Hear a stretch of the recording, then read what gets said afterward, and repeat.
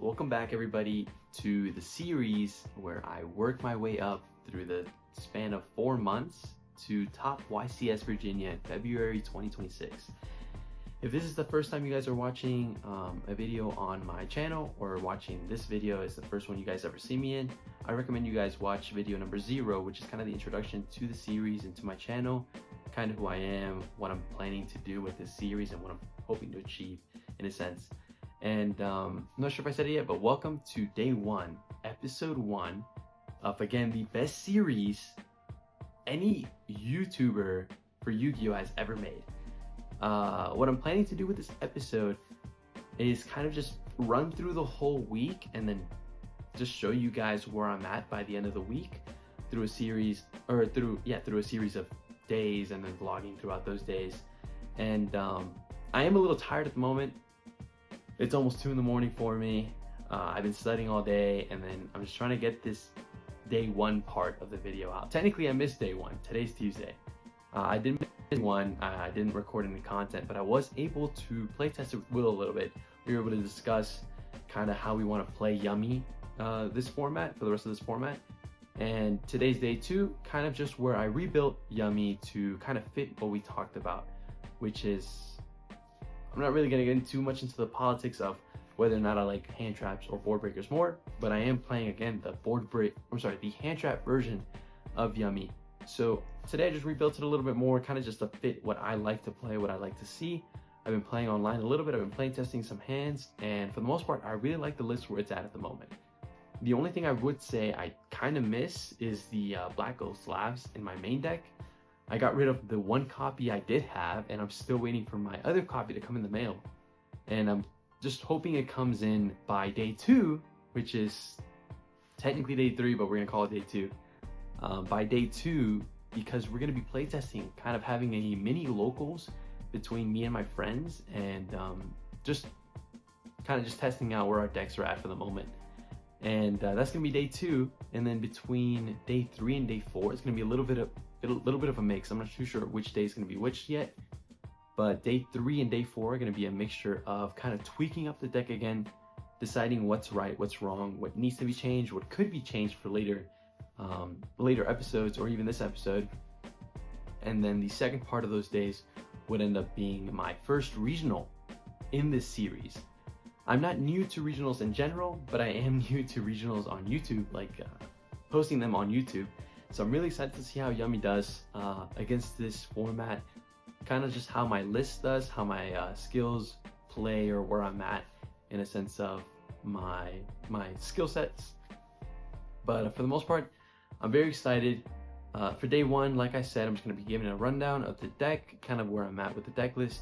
And then day 2, hopefully that's where the action gets started and we can finally see where everything kind of lies. But let's get straight into it, guys. Hope you guys are enjoying everything. Enjoy the rest of the video.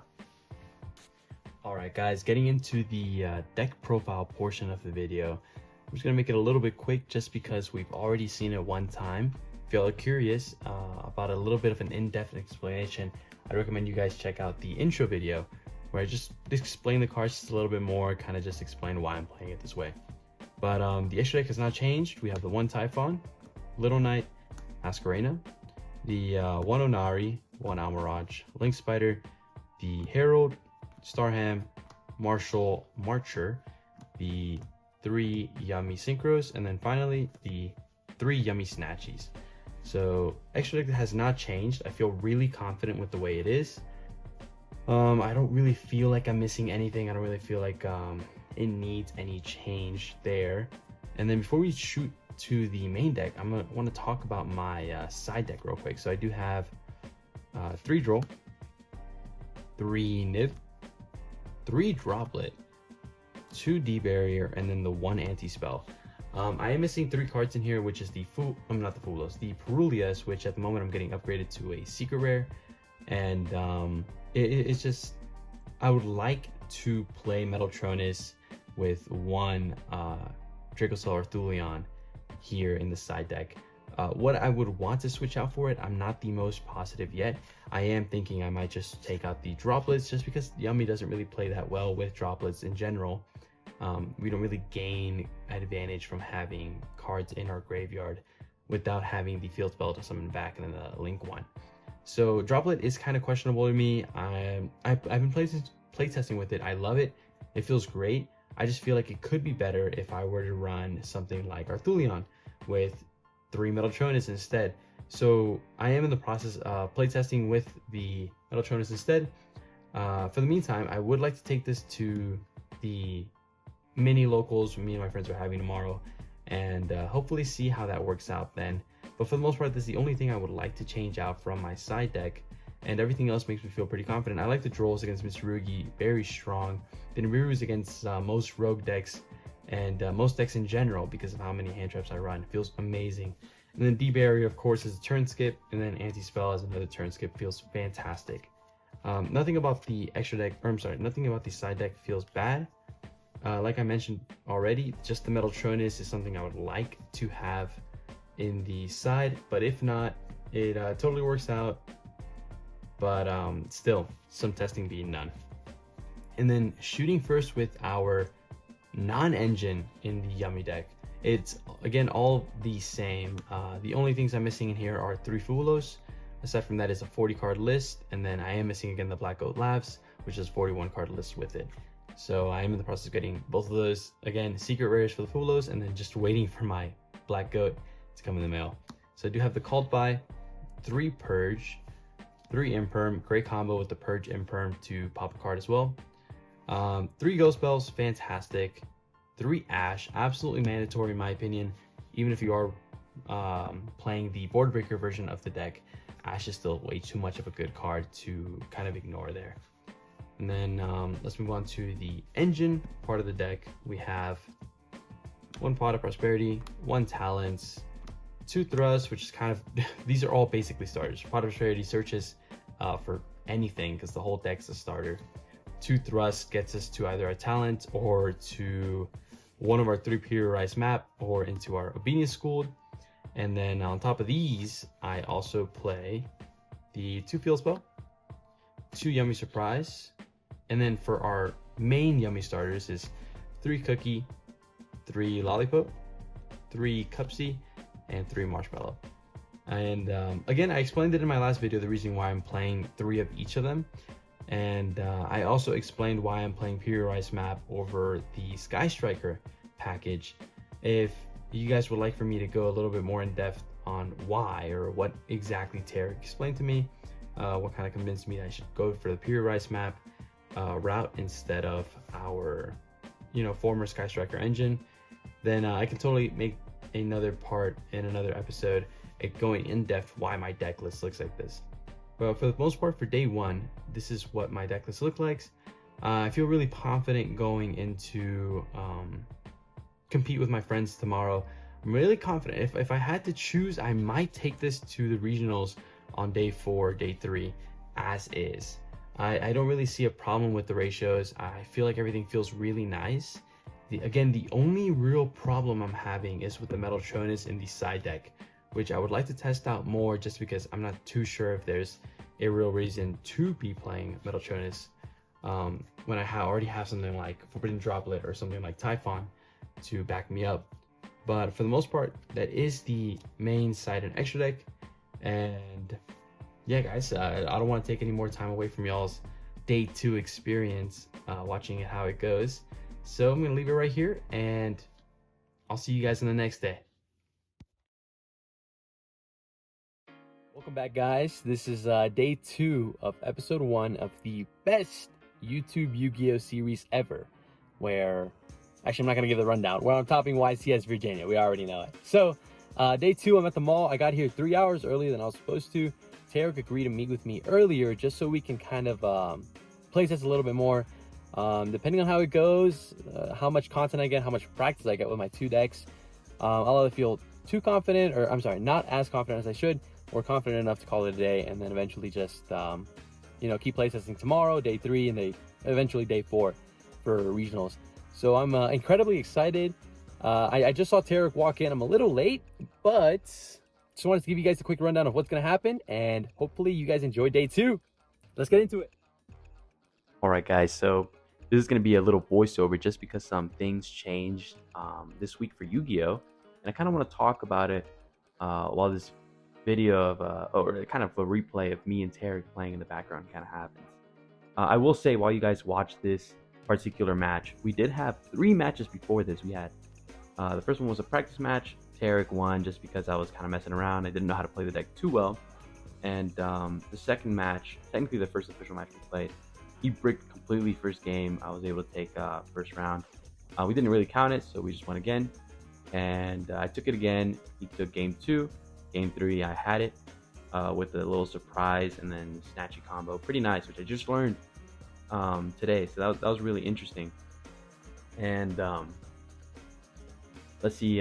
Then match 2, so second match that we played, he took it. It was just kind of a gameplay, kind of a skill issue on my part. I messed up a little too often, and I didn't necessarily know what I was doing against him, right? But it worked out. Game 3, I was just again testing out certain things. If you guys notice, I'm about to.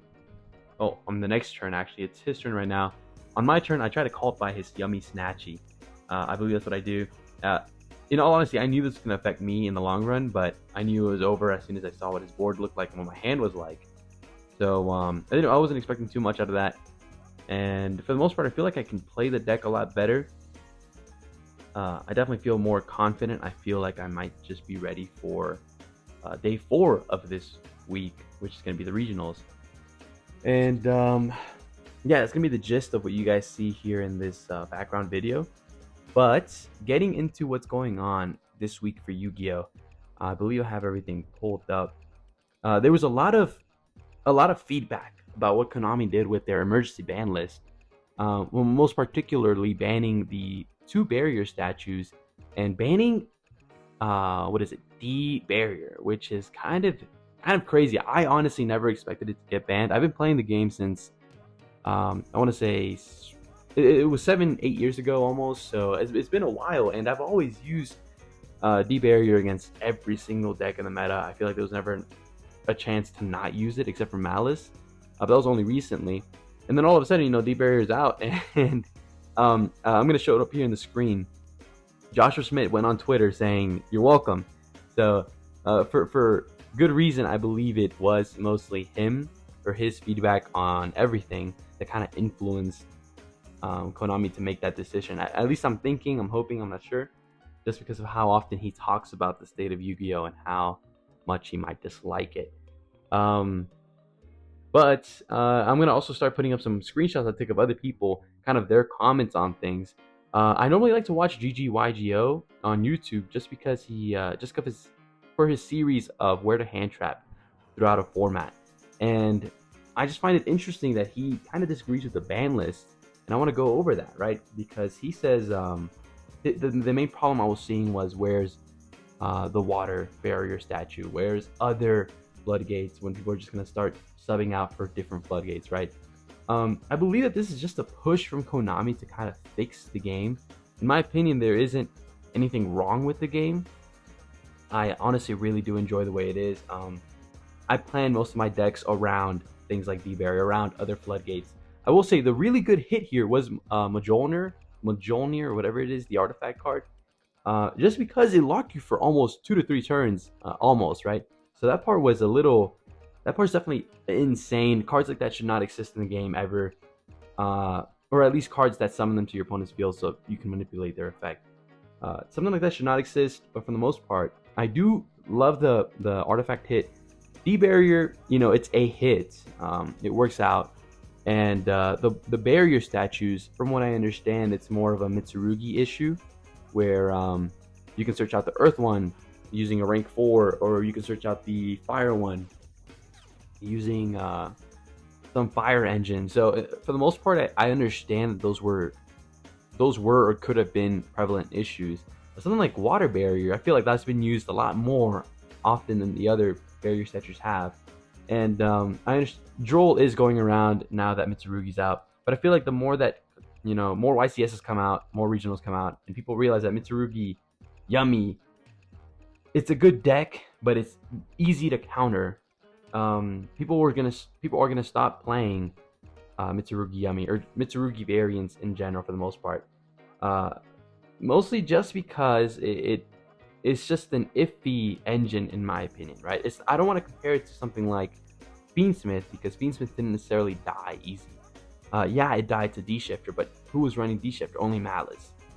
Something like Mitsurugi dies to Droll, it dies to a good hand trap on Saji or the Habakiri interruption.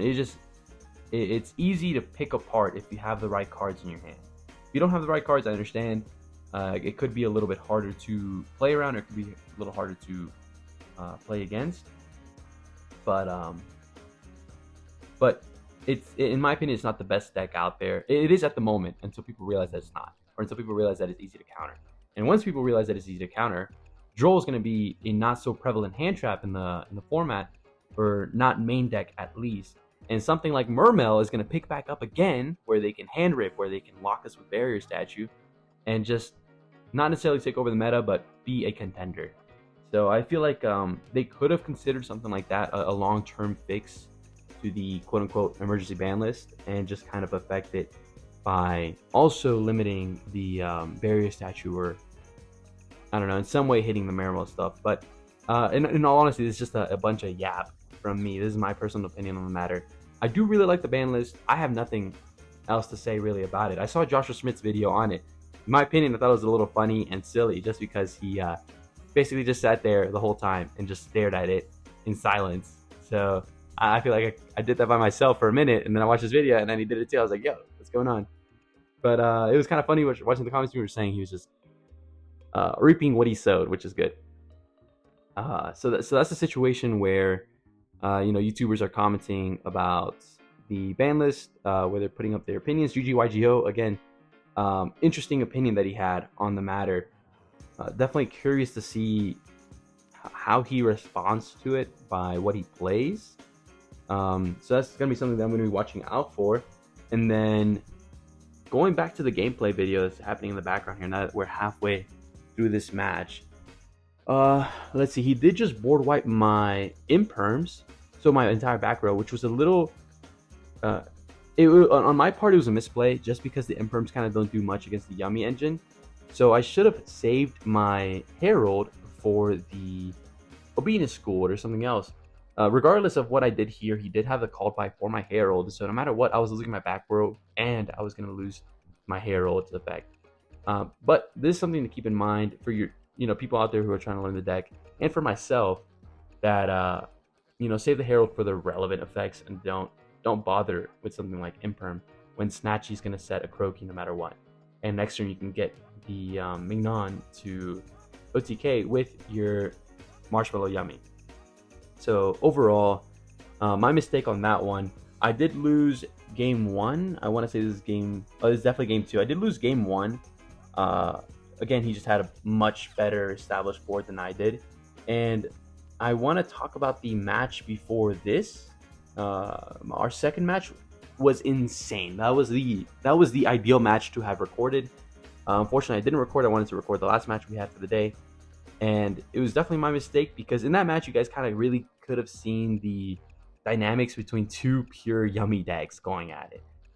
The whole my turn, his turn, and then back and forth, we were just going crazy, subbing out our synchros, trying to synchro into a Herald on the opponent's turn, or trying to synchro into our Cookie, just to get as many effects popping off as soon as we could. And the Yummy Surprise comes up a lot more often than what I personally thought it did whenever I first read the card. So Yummy Surprise has 3 effects. I'm going to try to put them up on the screen right now. Yummy Surprise does have 3 effects. The most relevant, most used, most popular one being to summon back from grave as a combo piece. And then on the opponent's turn, if you get your board wipe, your monsters, you can summon back a Synchro to tap into a Snatchy and another level 1. So that way you can keep playing on your opponent's turn regardless. But Yummy Surprise has another really nice effect, aside from the Field Spell Swap effect, which almost never comes up, really. But aside from those 2 effects, it has the third effect, which is to target 2 monsters you control, target 2 cards your opponent controls, or 2 monsters your opponent controls, and return them to the hand, or return them to the deck. I forgot which effect it is, but I think it's to the hand. And And that's the effect right there, right? So targets 2, then targets 2 your opponent controls, return them to the hand. It doesn't specify return both cards to the hand like other cards do. So what I realized, or what kind of Tariq taught me here, was that you can use Yummy Surprise and then go, how is it? Surprise targets Snatchy, target one level 1 monster you control, one of the Yummy monsters, and then you can target 2 of their cards, which will either be another Yummy Snatchy or some of their synchros, or if it's not the mirror match, it's another card, it's another deck. Target 2 of those cards, and then when you chain to your Yummy Surprise, if your opponent has something chained, you chain your own Snatchy to synchro away your 2 targets, and that way you're not losing anything. It's just a free bounce 2. And the way it works out is just because of the wording that Yummy Surprise uses here, which is return them, not return those 2 targets or return the targets or whatever it is. It doesn't necessarily specify they have to return the targets, which means you can still bounce back your opponent's cards while, gaining a plus off of your own. But what that does mean is that if you're playing the mirror match, they can also chain their Snatchy as soon as you target those 2, and they protect their own Snatchy and their card. So really and honestly, you're just using a Yummy Surprise. The way he taught me was that you had to kind of wait for your opponent to activate the Snatchy and then use the Surprise to be able to get the right hits off. And same goes for something like Imperm, right? Because they can just, let's say you're starting your turn with Imperm, and Imperm is just one of your board breakers or one of your hand traps that you like to use in your deck. You go Imperm, target Snatchy, then they just Snatchy activate effect to quick synchro. Instead, what you want to do is wait for them to, try your best to bait them out to use the Snatchy while you control no cards, and then go, Imperm, target the Snatchy to negate it while it's being activated. So that way it doesn't get to resolve. So very interesting to say the least. The counter into Yummy is amazingly creative. I mean, what else can I say, right? And you guys are going to realize that now I'm not playing against Yummy. I'm actually playing against Teller Knight, which, with all due respect, Jose, my friend who I'm playing against right now, Jose has never beat me with Teller Knights, no matter what deck I play. I've played Goblin Bikers. I played Speedroid against him. I played, Springins. I actually played Springins right after this video was recorded against him. And he swears up and down that the next support will be top tier for Teller Knight. I believe him. I'm not going to doubt him, right? But from what it's doing right now at the moment, it just doesn't seem like it's that strong. I might actually try to... I might actually try to play Teller Knight, see how it works out. But for the most part, it looks like a really fun deck. Maybe nice for like Genesis format, but TCG is just really funny. I think his end board here, after he makes it in a minute, it was in Xyz's kind of tower, which can't be affected by dark or something, protection against dark monsters. And then I just look at my hand and I'm like, bro, it's all lights. He's like, yeah, I know. So he just wanted to play Teller Knight. It was a lot of fun, and I don't think I ever showed it earlier, but I wanted to show you guys kind of what I mean whenever I say I like to plan my decks around floodgates. So here's a good example, because he does set up a floodgate against me, which would have been unfortunate if I was playing something like Malice, or if I was playing another dark deck. Just because he has a tower that protects against all dark type effects, and that's not really what I like to see, right? I don't like to see towers, I don't like to see anything. So this is actually my Springins deck that I'm pulling up right now. The reason why I'm showing Springins is because it's a relatively weak deck, in my opinion. It could use a lot more support than what it has in the new support that came out. And if you guys take a look at the extra deck, I have half Lynx, half Xyz, which is a little odd, right? The only rank 4 I have aside from my in-engine Springins is my Time Thief Redoer, which I use as part of my end board. And then after that, it's just all Lynx, really, for my non-engine pieces. And the reason why I like to do that is because my end game here for something like Springins is basically just tower into my access code talker and just OTK with that. Because I do play darks and fires, I can use either Hita or Dark, the Charmers, to summon back either an Ash or a Dark monster from my opponent's graveyard to be able to link climb into Unicorn and then link climb into Access Code Talker, which is just very interesting to say the least, right? The way it works out. It normally works out really nice. At a regional, I did place 34th with this list right here, and it felt really nice to be able to top, or not top, but almost top with a really rogue deck, right? So it was definitely interesting, and it just goes to show that I like to prepare against something like D-Berry just because I think it's fun. I think it's fun that floodgates exist just because they make you think and get creative with the deck. It's not just linear the way other decks are. Like, I'm trying to think of a good example because there have been decks. Let's just think of something like that nobody plays, right? The link climbing and synchro climbing zombie decks that just come out every now and then for fun. I'm thinking of a specific deck. I actually forgot the name of it, but something like that is just kind of too linear. There's no options for playing around certain things. There's no options for getting creative with your own deck. So what I like to do is I like to get creative with my own decks. Yummy, I'm kind of just trying out a basic list because, again, I'm learning the deck. But for the most part, whenever I build a deck, whenever I play a deck, I normally like to account for things like floodgates. And I'm kind of curious to see how the format's going to change with the most prevalent floodgate out there, which is D-Barrier, goes out of rotation or gets banned. So I'm really, really excited to see it. Not because I don't like no games or whatever Joshua Schmidt calls them, but just because I'm just curious to see how stronger my other decks can become. So here I did just beat him again. You know, it's a little too easy when all my monsters are light. And I think in this next game, I might just hand trap him 1 or 2 times and he calls it a day. I want to double check. Actually, you don't remember too well. Yeah, but I mean, regardless, I had the obedience schooled, so it was kind of nuts. He was definitely going to be out of it.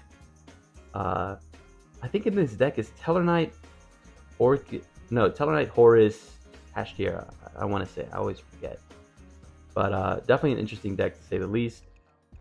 Just kind of funky. But yeah, guys. I mean, that's the main gist of it. Of what I wanted to talk about my day 2 experience learning how to play the deck. I feel very confident. I'm just going to be playtesting some more before day 4.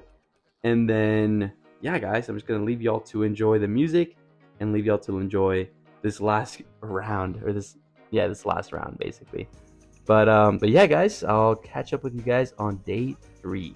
Y'all enjoy the rest of the video.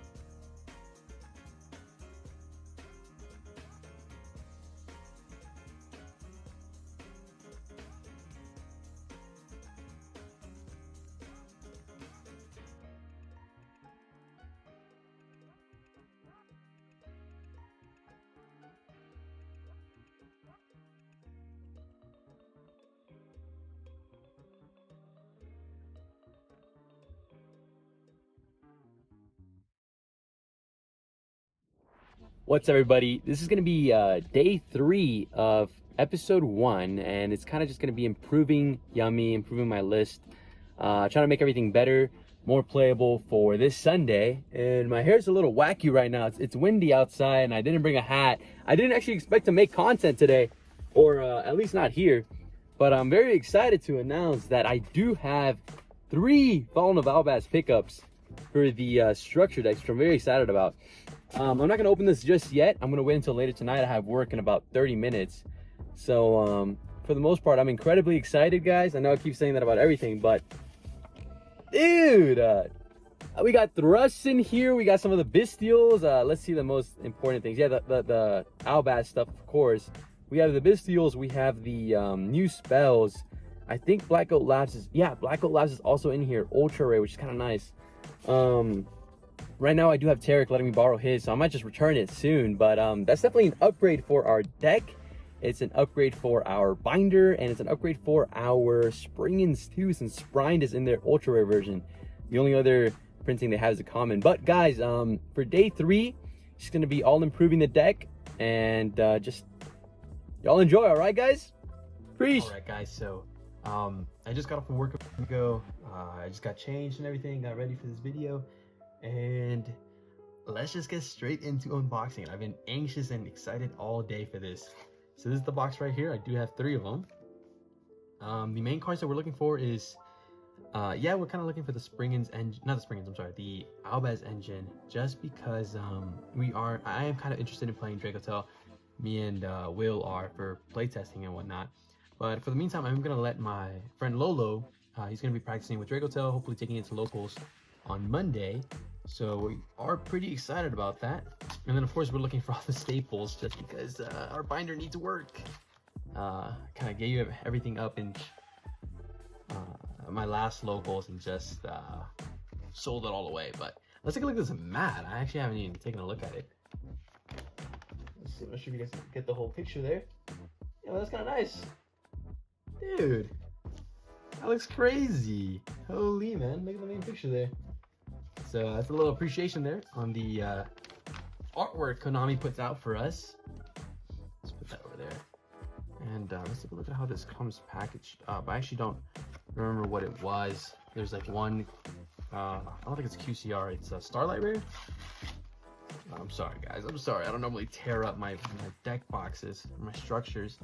I just, like I said, I'm really excited about this. Holy. This new packaging, it's kind of crazy. Look at that. Got a little tap for you and everything. Nice. KONAMI, I love your packaging. This is amazing. All right, so, oh my gosh. Guys, new spell, Fallen of Virtuous. That thing looks beautiful. Look at that secret rare. Then we have the Ecclesia, Aluber. Oh my gosh, I remember when I used to play this deck. Cartesia, Albion. Look at that Guiding Quem, looks beautiful. Mercurial, I actually had no idea Tragedy was in here. There's Lubellion, there's Magnamut, Sarenir, Jew's Worm. Oh, wow, look at that artwork. Dogmatica Ecclesia the Virtuous. Looks beautiful. Oh my gosh, that artwork is wonderful. Jeez. Look at that, guys. Maximus. Nib, great staple card. Oh, actually, can't even see it. Leave it up here. Keeper Dragon Magic, pretty nice, pretty nice. Fallen of the Virtuous, I have a secret version, so that's kind of cool. Branded Fusion, one of the best spells ever printed. And then Branded in White, Red, Branded Opening. I remember that card was like $15. Oh, actually, I didn't even realize this was in here. That's an upgrade for our Springins too. We'll get off to the side. Branded Lost, Regained, Nadir, oh my gosh, Nadir Servant, guys. Branded Bond, Fusion Deployment, that thing looks gorgeous. Oh my gosh. Oh, look at that thrust. Oh yeah, that's definitely going into Yummy immediately. Foolish Burial, Gold Sark, Super Poly. KONAMI cooked. KONAMI cooked with this structure. Branded Banishment, insanely good card. Beast, Black Gold Labs, Ultra Rare. Oh my gosh. Dogmatica Punishment, also a great staple card. Nothing I'd run, but definitely pretty good. Fusion Deployment Ultra is kind of nice, actually. The Dragon that Devours the Dogma. What? in the world, guys? This looks beautiful. Mirror Jade, Albion, Rebellion, Albalinatus, Titanic Lad, Brigand, Sprined, Springman's Upgrade. Oh my gosh, this thing looks beautiful. Rinbrum, Grand Huguenot. I still don't know how to pronounce his name. It's been years. We have the Albas Ultra, looks gorgeous. Critical Ecclesia, another Aluber, and another Cartesia. Oh wait, did I just repeat myself or what happened here? No, what? Yo! These structures come with 2 Alubers, 2 Blazing Cartesia, 2 Incredible. What the heck? What? That's crazy. Yo, that's crazy. Konami, since when do we do this? Yo, that's all from one structure. All right, I kind of really like this. So I'm gonna go through these in a bit, organize them. But so far it's beautiful, guys. Oh my gosh. Let's look at what other cards I got here. The rarities. So I guess it's not a Starlight Rare. I think you have a chance of getting a Starlight Rare. I just don't know. I don't know how it works. I forgot. My friends were talking about it, and then I just forgot to pay attention or whatnot. So that's definitely my fault. Another crazy good mat there. And I promise, I don't normally tear apart my structure deck boxes. Like, this is a gorgeous box. I hate tearing apart. But I see no other way to do it. Yo! I got it on camera too. That's kind of tough. Holy! Guys, first pull ever. Oh my god! Check it out. Wait, you can't even see it in the camera. Wait up. Yo! Triple Tactics Thrust Starlight, right? Starlight, I think that's what it's called. Yo, that's gorgeous, dude. Then of course you have the same deck, guys. This is, oh my gosh, I've never seen a better structure deck in my life. I know the Blue Eyes one was nice. I actually never pulled anything from it. I don't think I even bought 1 or 2. I think maybe I bought 1 to share with my friend, but oh my gosh. I don't think I've had this much fun opening a structure deck since I first started playing. I don't even know, guys. This is kind of crazy. I remember one of the first decks I ever played was Cyber Dragon, the structure deck, not the Cyber Dark. The original Cyber Dragon structure deck. It came with like no good cards really, like Cyber Larva and Cyber Wyvern or something. I keep forgetting the name. Oh my gosh. And I got another Fallen Virtuous here, secret rare. So, oh my gosh, the thrust is crazy though. Guys, the thrust is beautiful. Look at this. Look at that print quality too. Jeez, look at that print quality. Konami, you guys are doing a great job. I love this. I don't know why people complain. I don't know if, I mean, again, I don't really open structure decks like that, but from what I see, guys, this is absolutely stunning. Look at that. Beautiful. Beautiful print quality, guys. This is definitely going into Yummy no matter what. Oh my gosh. All right, y'all. Well, skipping the Konami glaze for a second, I just want to thank Konami for coming out with this. And in a second, you guys will be seeing these well, not these two, but this card in Yummy and all the upgrades. So I'll see you guys in about a second. Kaboom! All right, guys, so after that insane opening of the new structure deck for Yu-Gi-Oh! I'm just gonna do a quick rundown of what I changed over over this entire week, kind of in preparation for this Sunday's regional. And for the most part, it's just kind of minor things, really. Things I want to consider changing to for the next regional, just because of the way the meta might be shifting, right? But getting into my side deck, pretty self-explanatory. We are still on the 3 nib, just because it's a really good card. 3 Droll, which I'm trying to find the room to main. Obviously, I don't have the time to main it this regional, so not too sure how that's going to work out, but I do definitely want to main it for the next, kind of see how it does. 3 Perulia, just insanely good card, especially against Mitsurugi. I mean, honestly, do I have to say anything else, right? I mean, it's a great card regardless of anything. And then we have the 3 Droplet, which I finally got the 3rd one in the mail. 2D Barrier, I have to enjoy it while it lasts, right? By the time this video comes out, It'll be the last event where you can run D barrier, so I really do have to enjoy it while I still can. And then 1 anti-spell, which I wish was Solemn Judgment or Solemn Warning, whichever one the most popular one is. But honestly, anti-spell fragrance works just fine in my opinion. It stops board breakers, stops starters. So I mean, this feels great, right? It's a one of, same as a counter trap would be. Doesn't feel too bad, doesn't feel like the best thing ever either, but pretty good there. So I feel pretty confident with this side deck. Let's put these off to the side, and then getting into our main deck. Boom, big time shout out Will again. But we have the 3 Snatchy, the 3 Synchros for Yummy, Cupsy, Lollipo, and Cookie, 1 Martial Metal Marcher, 1 Starham, 1 Herald. What I have here is, again, the standard lineup, but what I want to do is, I'm stuck between two things. So I want to cut the Starham and add in a Gorgon, the Link 3 that kind of just floodgates the opponent. Or instead of cutting the Starham, I want to cut, which I'm still on, the Typhon. I want to cut the Typhon for the level 6 White Forest that books, just because it feels like I'm either running the Starham for something like recovering a level 2 so I can make a level 6 on my opponent's turn, which would be the book monster, or I cut it to make a stronger board that doesn't require me discarding a card to do basically what Martial Metal Marcher does. So for the most part, this is kind of my thought process on the Starham. Great card overall. You know, it still triggers some of the other monsters' effects. All of our Yummy effects are triggered off the Starham because they're summoned back with their effects active.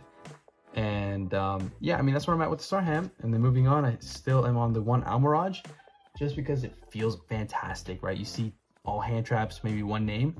Almirage just helps out there. 1 Link Spider against, how do I say it? Against Nib, just because I keep getting nibbed all the time. I would like to trade this out again for the Gorgon maybe, but too much nib, guys. I mean, I have to run Link Spider, else I have no place.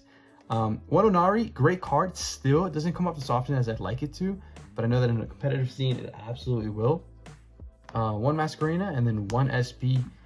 SP is more so for the end board in case I get stopped.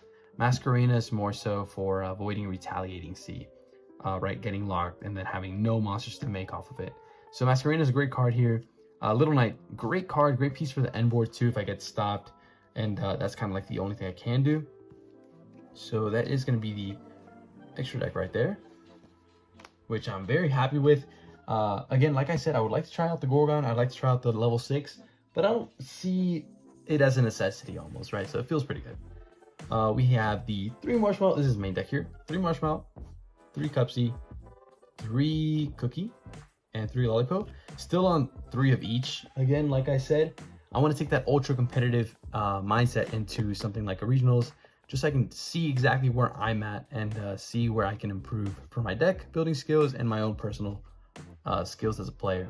I have my 2 Yummy Field Spells, 2 Yummy Surprise, which is amazing card. I'm sure if you guys a couple minutes ago, whenever I mentioned day 3, or was it day 2? Day 2. Today's day 3. Whenever I mentioned day 2, Yummy Surprise came up way too often. I loved it. Honestly, running a 3rd copy wouldn't be the worst thing ever either, but I'm not going to do that. I don't think it'll work out. 1 Obedience School, right? Amazing going 2nd card. 3 Periodized Map, fantastic starters. Kind of puts the opponent on a mandatory, you have to negate it, right? So Periodized Map is fantastic. 1 Pot of Prosperity, again, amazing card. What else can I say about it? Let's see what else we have here. We have the 3 Ghost Bell, so this is getting into our hand traps. 3 Ghost Bell, 3 Ash, 3 Imperm, 3 Purge, 1 Black Gold Labs. So I'm actually maining it now that I have it. As far as I'm concerned, as soon as I started maining it, it kind of really helped out a lot. I'm facing the mirror match, call Snatchy, or I dump it with Cupsy, the Synchro, the discard for effect, and you know, again, call Snatchy on opponent's turn. It just feels fantastic. So Black Gold Labs absolutely not going out of the deck, especially not out of the main, unless, you know, I have to side it out. But fantastic card overall. I love it. Wouldn't trade it out for anything. 3 thrust. Oh my gosh, brand new cards. Like this is an ultra rare off of the brand new structure deck. And then the Starlights. Beautiful card. Beautiful. I mean, what else can I say? What else can I say, really? So, definitely very excited to have that in my deck. I actually didn't expect to pull anything crazy, especially not such a great card, right? Like Thrust. So I am running 3 now instead of 2, you guys might realize. And the only reason why is for consistency, really and honestly. And this might sound familiar if you guys watched Joshua Schmidt's video, or really and honestly, any of the top 16 people from YCS Anaheim. And I'm playing 3 because of siding patterns too. So I'm trying to learn how to side more appropriately and intelligently. And one of the things that I'm learning is kind of like deck ratios and deck numbers and amount of cards that you play compared to what cards you're siding in. So 42 just seemed really ideal, and it's going to seem hilarious actually the way I'm finishing this up. I have 1 Talents, 1 Called By, and then of course the 3 Fulos, which in my opinion are board breakers and hand traps. So I mean, Fulos is just fantastic in either way. And it's kind of funny because this is a 42 card list, and kind of what's happening here is almost, I want to say almost, I'm not sure if it is, almost identical to what Joshua Schmidt played at YCS Anaheim. So in all honesty, I did not mean to copy him in any way. Yes, I took inspiration to build my initial list, but even then, my initial list had the Sky Striker engine, which eventually got switched out after I learned a couple more things. So I'm very excited actually. I came to this list by myself. I was watching people play online, and I eventually got back to Joshua Schmidt's video. I was watching everybody's videos, and I saw his deck list, and I was like, yo, that's kind of what I'm planning on running, right? So I find it kind of funny that that's how it ended up being, but this is my 42 card list that I'm taking into day 4's regional. And in all honesty, I feel pretty confident. The only real issue I'm having is kind of, do I have the skills to play, this deck, right? I feel like I do against maybe average level players or new players to the game. But again, that's what regionals is for. It's practice, especially this first one. And then I'm hoping, even if I don't do too good tomorrow, which I'm hoping I will do good, I always have next week. And then I always have locals to practice, and then more practice sessions with my friends to make sure I have it on lockdown. But for the most part, that is going to be the deck here for day 3 going into day 4's regional. And I mean, there's really nothing else to be said about it, right? I'm very excited. Nothing else I really want to switch out for the main deck here. Like I said, I'd like to main Droll. I don't really see the space to kind of main it. I'll see what the meta is tomorrow, and then give a little breakdown either throughout the day or at the end of the day. So hope you guys are enjoying so far. Day 3 was amazing. Day 3 was amazing. And let's just hope day 4 does the same. So I'm gonna take a good little 5 hour worth of sleep, and then I'll see you guys tomorrow. Y'all enjoy. All right, picking up where we left off from day 3, which was our improvement day for the deck. The regionals was today, so we did go through the regionals. It actually went a lot better than what I thought it would go. Just because Yummy is a brand new deck to me. I've kind of only been playing it for almost a week now, or maybe a week and a half. So it definitely was incredibly exciting to play. I absolutely enjoyed it. I absolutely loved it. It was better than what I thought it would be. It was less good, or less of what I expected to be, right? But for the most part, we got our day 3 luck out of the way, right? So we got our Thrust, the Starlight Rare, which I'm very, very happy with. I did play in the regionals today. A couple people noticed it. I felt great, bringing it out to search out either Talents or Black Goat Labs, Obedience School, to really anything. So it felt great overall. But right behind me here is kind of what I've logged down from today. I did have to leave the regionals early, right? Because there was a 7-round regional. I only got to play in 5 because I had work at 4. So I had to leave just a little bit early. From what I did get to play, I think I really did get a good understanding of where my deck stands against the meta, and where I stand in my skill set in playing a meta deck against other meta decks. So looking at the board behind me, right, we start off with round 1, where I did take a double loss to Memento, and then I kind of wrote down the explanation before I forgot. I did see only engine, and it wasn't even good engine. It wasn't starters. I saw no hand traps. It was 2 surprise, a field spell, and then maybe 2 starters. I obviously misplayed. I wrote it down here. That was my fault. There was probably a route where I could have done better, but the misplaying and then the luck, the unluckiness of going against Memento with 0 hand traps in hand, both games, because I got 2-0'd both games. Incredibly unfortunate. Definitely something I'm not really accounting for. You know, because it's a 21 to 21 deck, right? I'm running 21-ish interruptions and then 21-ish starters or searchers for my starters. I don't think that's incorrect. Maybe in some ways, maybe it will be, or it might be, but against Memento, it just felt really bad seeing no hand traps. It was just kind of awful overall. So that's the first round right there. I did take a double loss. So I got 2-0'd. Round 2, which was, honestly, it made me feel great, right? The guy was pretty good. He was playing Dracotail Brandon, and kind of what he did was he established a decent Dracotail board. I didn't let him get to his Brandon engine, but between Fulos and some hand traps, I feel like I was really able to control the match a lot, even when he was going first, or even whenever he won the die roll. So for the most part, I absolutely love the hand trap version of Yummy. There's no way I'm ever going to be playing the board breaker version unless the meta absolutely calls for it. But for the most part, I was absolutely stunned to see how easy it was to go against a really nice Dracotail version of the deck, which is the branded version, and just really easily beat it out, right? So I did get to go 2-0 against Dracotail branded. The main cards I did use were Fulos and hand traps for game 1, and then Imperm plus Ash was more than enough to stop game 2.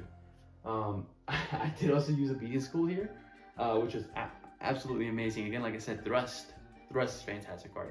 Why I was ever running it at 2, I'm not too sure, but 3 definitely feels fantastically beautiful. And then the Starham, which I did mention in day 3, I wanted to cut out. That idea is kind of out of the picture right now, just because Starham and Obedience School are amazing together. I was able to trigger some of my effects with my, my Cookie and my Lollipo level 1 Yummies to be able to either destroy or shuffle and engrave, or banish engrave. And it just felt absolutely fantastic. I really don't want to see Starham go out of my deck. Would I like Gorgon? I don't think there was ever a situation where I would like Gorgon more than, you know, something like Starham, or more than what I'm already running. And at one point I did even make a SB as a part of my end board, which it was amazing. It helped out so much. So I'm very happy with how my deck is playing right now, especially against what should be a weak matchup against me, or for me to match up against them, like Dracotail. It felt absolutely phenomenal. So I mean, that's all really I can say about round 2, where I got 2-0. And then round 3 was 2-1 against Sky Striker. Like I said before, Sky Striker is a great contender for this format, and I personally know because I've seen Tariq play it against me several times now. It being able to just board break through basically anything and then establish itself really firmly in OTK most of the times. It's a beautiful deck. Right now, the only reason why I went 2-1 was because it was a little awkward. I sided, so I won game 1. Then we went to game 2, and I sided in considering I was gonna go first, right? Because Sky Striker can't go first. There's no real end board for them to play with. So game 1 I win with hand traps and with just, what else can I say? Just playing through their board. And then game 2 I sided in for going first. And he says, respectfully, I mean, the guy was great. He was incredibly nice, great player too. But he decided to switch things up the moment, you know, in the middle of the regionals. He was like, you know what, I'm just gonna decide to go first. I want to try something new. I was like, bro, you're being legit. So I mean, I hard opened a Black Oak Labs, and I hard opened a, what was it? I don't remember what else I hard opened, but I hard opened another card that I didn't really want to see against me going second, right? So it was definitely something. I was able to luckily take the game no matter what. I did lose game 2. Game 3 I was able to take it. I got to choose what turn I was playing, and then kind of more. Yeah, it made sense there. So in a sense, round 3, it would have been a 2-0, but it ended up being a 2-1 just because of that odd choice, which I wrote down here. Opponent did odd choice, which is a little weird. But again, felt great. Hand traps, insanely good against this deck. Round 4, I did take a 1-2 loss. And I'm not making excuses here, but the main reason, actually the only reason I lost was because I braked game 3. So game 1, what was it? Game 1, it was actually kind of balanced. Game 1 through 2, I did misplay one time. It wasn't that influential. It just kind of didn't set me up for too much recovery next turn. So round 4, game 1 was pretty nice. Again, it was just a matter of skill. Like, I'd been playing for a while on Yummy, so I didn't feel that bad losing against him. Game 2, again, a matter of skill. I was able to take it just because I had more hand traps. I was able to play through his board better, and it felt great. Now game 3 is where I did get a little bit upset. I didn't get angry or anything, but I did break horrendously bad. Similar to round 1, I did write down this one exactly what I got. I got 2 surprise. This is my starting hand. 2 surprise, 1 field spell, Minan, 1 periodize map, and then 1 ash. So he's going through his full combo for Yummy. I decide to ash his Cupsy. He goes, Talons, look at hand. I don't have a response, right? Because I already used my ash. So he looks at my hand, he's like, oh, I'm sorry, bro. It's over. I was like, dude, come on, man. So he shuffles back my periodize. I'm left with 2 surprise, 1 Minan, the field spell, in my hand. Then we're joking around a little bit. It's my turn. He establishes full board on Yummy. It gets to be my turn. I top deck Cupsy. I attempt to go Cupsy, effect to search. Then he triggers, what was it? Herald. Herald negates and destroys the card. So Cupsy gets negated, destroyed. Yummy surprise my Cupsy back to the field. As soon as I Yummy surprise it back, he goes Snatchy, Quick Synchro into Cookie to book my Cupsy. So it was completely unplayable. I feel like he played very intelligently. I feel like I played as intelligently as I could, considering what I know about the deck and how I've been practicing. So round 4, I don't feel that bad losing. I just feel I feel really bad breaking, especially that horrendously.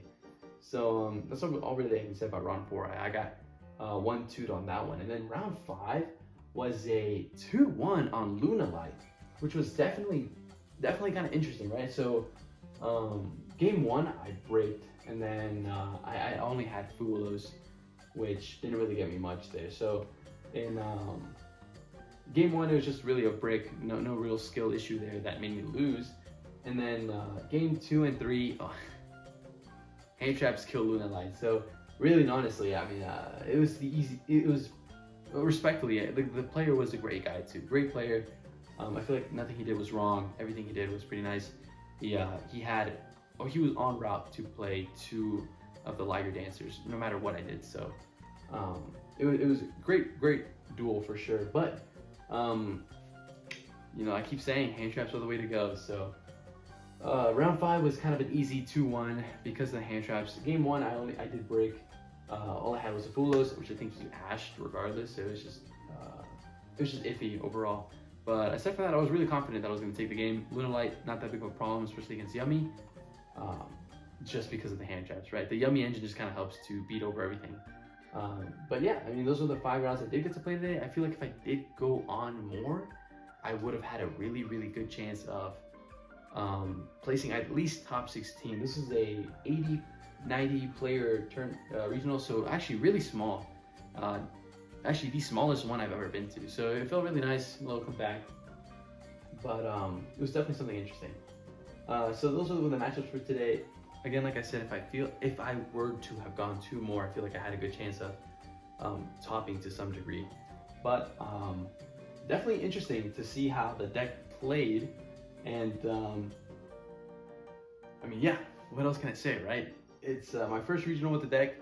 It's my first week playing the deck, and then tomorrow I will be taking it to locals and then starting a new episode with that. And then I also wanted to give you guys an update on the channel and the way I'm going to be making my videos. Instead of the way I made it this week, which is 1 week took for 1 episode, for an hour-long episode-ish, I'm going to try my best to split up the episodes into 2 parts. So it'll be like a episode 2 part 1, episode 2 part 2, and I'll also be trying my best to make side videos, right? So there's the main line, which I would like to follow 1 to 2 times weekly, and then I'd also like to make some side videos on the side, whether that's me discussing emergency ban list, what other YouTubers are saying, or maybe just my opinion on certain aspects, like, you know, the whole hand trap versus board breaker part of Yu-Gi-Oh. So for the most part, I'm really excited to see what I'm gonna be doing with the channel, but this is gonna be a heads up for you guys. If you'll have any suggestions or ideas on what I can do differently or what I can do in addition to what I'm already doing, just let me know, guys. And yeah, for episode 2, I can't exactly say what's gonna be just yet. I will be making a post on YouTube in a couple hours, maybe a day. Just kind of give you guys an idea of what to expect, but it's been a lot of fun making episode 1. Hope you guys enjoyed everything, and I'll catch you guys on episode 2. See you guys.